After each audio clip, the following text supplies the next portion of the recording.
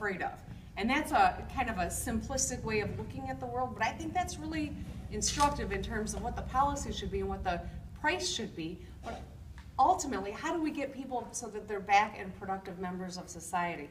We don't have, when I first started in the legislature, we had so many education programs for people that were serving, so that when they came out, they had a skill or a degree that would translate into something that was productive. It wasn't a lifetime sentence they were paying. They did their debt, and now they can be productive. I think those things are really important. I think it's important to take away the stigma, too. And, you know, I know there's the eliminate the box. I get, you know, I am eager to have this discussion about if there are other things that we can do to make it easier for people to re-enter and be productive in society. So I don't know if when you ask the question, you've got something specific that you want me to be including. All right, good. Well, let's talk. Okay? Good. Next hand was from our neighbor on Stanley Avenue in the red sweater. So most of y'all met me last week at the council meeting, but I have one area of concern for me, and that's access to the outside and parks and places for people to recreate. My biggest concern, though, is what are your plans going forward and looking at big oil, cleaning up that spill that is still over there in Kalamazoo that is damaging the heck out of our environment, the animals, the people who are getting sick. Obviously, they just agreed to, replace the pipes in Flint, but what about Line 5? What is going to go on with that, and what is your thoughts going forward about protecting Michiganders from big oil and what they've been doing to us as citizens? Yeah, so thank you for the question. I think one of the things that we need to talk about in Michigan is water. You know, water defines us literally, it defines our state, but it defines our psyche too. And we've been lousy stewards of water.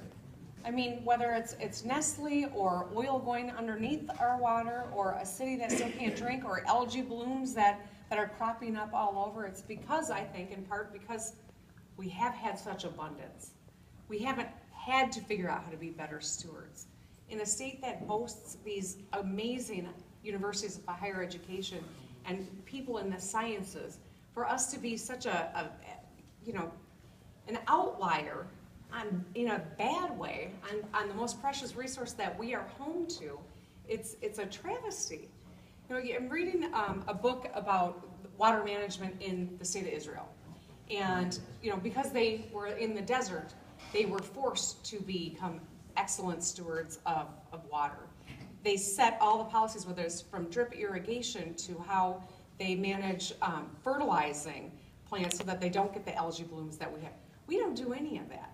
In fact, we're letting people profitize our great resource here that's getting more and more precious as the climate changes. And so I would love to see a Michigan that's not lagging the nation on education or on infrastructure or on family wages, but on water policy too. And that's some territory I think we could stake out a bold path to be the leaders on water policy. So that's something that I'm really interested in. I'm really studying and eager to make that a real core part of the platform that I'm working on. But are you willing to stand up to big oil? Absolutely. Absolutely. We're done. Okay. Oh, well, nice talking to you. Who else? Mr. Maxey was next with his hand, then Ms. Weiss. Thank you, Mike. My name is H. Bill Maxey. I'm a mental health professional.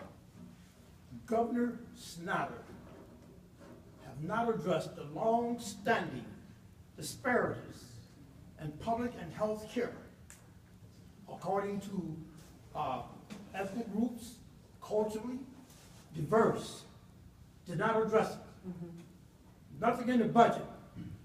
On your radar, on your agenda, do you have this laid out, or have you thought about it?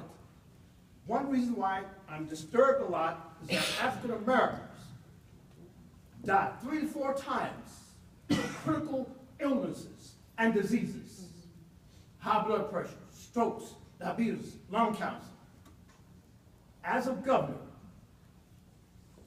give me some idea of what you plan to do, intend to do, or however outcomes, that these disparities can be reduced and the health outcome can be more positive. I'm very concerned about that. That's critical to me and many other military men and civilians. Well, thank you for your service. Thank you for raising this. Thank you for being an advocate for so many people who need a government that is focused on this and willing to look and work towards solutions to help, improve people's lives. That's the real question, is how do we ensure everyone, regardless of what your race is, has a real opportunity at living a long, healthy, productive life. And I do recognize that this is a major issue that this governor, and frankly, many before, have not made a real priority, because we have not made strides. You look at what's happened in the last 80 years, it's not any better, because it has not been a priority. Now, I will say that the Flint crisis illustrates the inherent racial issues in environmental policy. And that's just one example. And it's not Gretchen Whitmer opinion.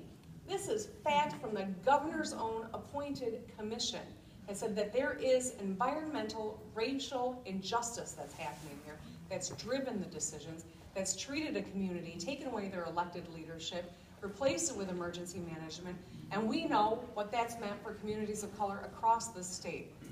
Majority minority communities are the ones that have been taken over and taken away the ability to govern themselves. So there are inherent racial issues in a lot of different policies, but that's the one that is the most glaring, and you can use the governor's own people, their word for it, to make the point. But have they done anything about it? No. No, the African-American male men who were dying 3 to 4 times as much. I take And this, who were being I imprisoned. love that, but Right. this has to be looked at. Yes, I agree, and I thank you for raising it, and for holding people accountable too. Ms. Weiss. I have a lot of questions, I'll just ask one.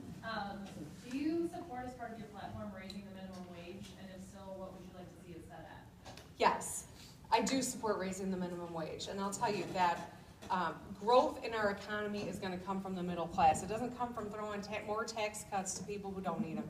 It comes from improving the lives and the incomes of people in the middle class. And you do that by raising the minimum wage. You do that by ensuring that people have the skills they need to get into careers, that we don't have the massive gaps that we see in the state of Michigan.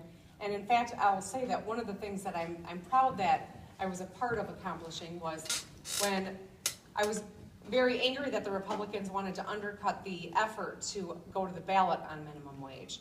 But once they did, I was able to negotiate with them getting a COLA built in so that there is a step-up increase in the minimum wage.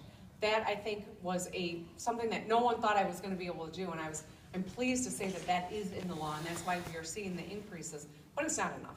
It definitely needs to be raised, the minimum wage. $15 in our urban centers makes a lot of sense to me. Statewide, it might be great policy too. I just want to make sure that I study and understand all the economic arguments around it. But we've got to grow the middle class. That's what grows an economy. Next question was from Ms. Newman, then President Carter. This is actually Waterford School Board Trustee John Paul Torres, a Pontiac native, but now in the Waterford Schools. But so Ms. Newman next has a question. I just want to point out Ruth Ann Jordan